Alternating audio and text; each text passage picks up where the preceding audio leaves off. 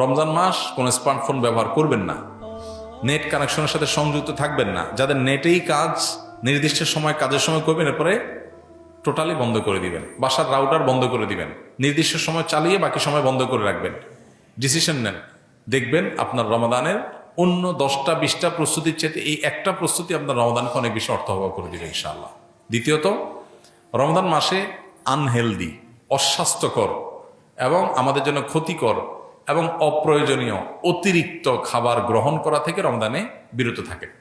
দুইটা জিনিস, এই দুইটা জিনিস যদি সঠিকভাবে করেন, আমার বিশ্বাস আপনার রমাদানকে আপনি অনেক সুন্দরভাবে কাটাতে পারবেন। এবাদত বন্দেগীতে আপনি স্বাদ পাবেন, তৃপ্তি পাবেন, স্পিরিচুয়াল যে আধ্যাত্মিক যে একটা প্রেরণা শক্তি, এটা পাবেন। এই যে চোখের জেনা হয় সোশ্যাল মিডিয়াতে, এই যে আপনার ডোপামিন সোশ্যাল মিডিয়াতে একটার পর একটা আনন্দ, বেদনা, হাসি, খুশি, বেদনা, বিভিন্ন ইস্যুগুলো আমাদের মনোযোগকে বিভিন্নভাবে বিক্ষিপ্ত করে ফেলে। এরপর ইবাদতে মনোযোগ হয় না, না তারাবিতে মজা পাই, না রোজাতে, না তাহাজ্জুদে, না দোয়াতে, না তেলাওয়াতে কোনো মজা পাই।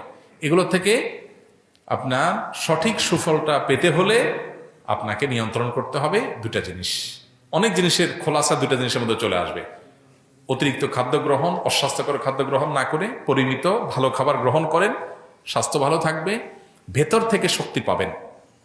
আর খাবার যখন এলোমেলো হবে, ওইটা মানুষের আধ্যাত্মিক শক্তিকেও ধ্বংস করে দিবে। এবং তার সাথে মোবাইল ফোনের নিয়ন্ত্রণ, এই দুইটা জিনিস ডিসিশন নেন এবং আপনি লিখে রাখেন, ইনশা আল্লাহ হবে ইদনিল্লাহ আপনার জীবনের শ্রেষ্ঠ রমজান আপনি কাটাতে পারবেন এই দুইটা প্ল্যান করার মাধ্যমে। আল্লাহ আমাদেরকে তৌফিক দান করুন, হিম্মত লাগে এটার জন্য, সৎসাহস লাগে।